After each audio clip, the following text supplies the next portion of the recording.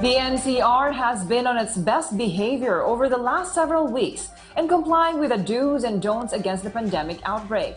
And if it could hold serve even longer against the viral spread, the shift to lightest level quarantine is not far-fetched before year-end or even Christmas Day.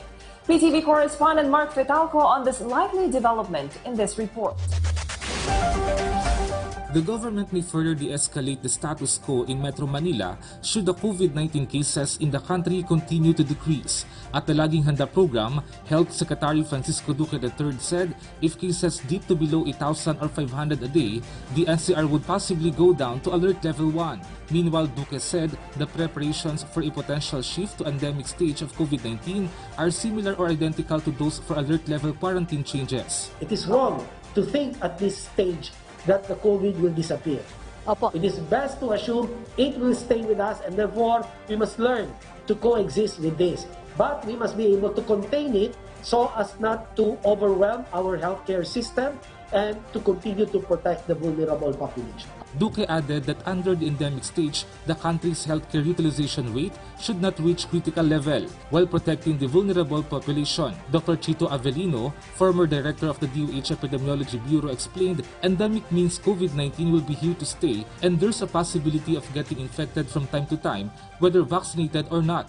But whether the virus will be less dangerous or not, he said, ang COVID is a new virus, di ba?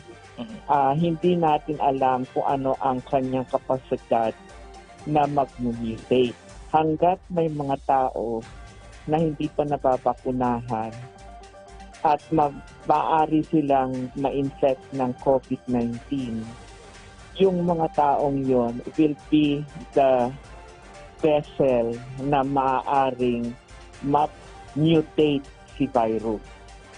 At kapag nag-mutate si virus, maaaring mas malakas o mas maaari siyang mas mahina from the original. Meanwhile, Duque recommended the voluntary use of face shields in areas under Alert Level 2 and make it mandatory under Alert Level 3. Health Undersecretary Maria Rosado Vergere earlier said there is a proposal to replace face shields with goggles for eye protection against droplets. A rather unpopular proposition met immediately with strong pushback and resistance from those we asked. Goggles, parang face shield din yan eh. Pampahirap lang rin eh. Dadagdag pa sa bit-bitin eh. Face shield kasi mag-aanda, ang gagas, ganun din, additional gastos. Totoo lang, okay lang naman kahit wala namang face shield. Basta yung face mask, nandun pa rin. What about goggles po? Ito na lang. Ito na lang. Pumayag naman yung sa aming yung doktora ko.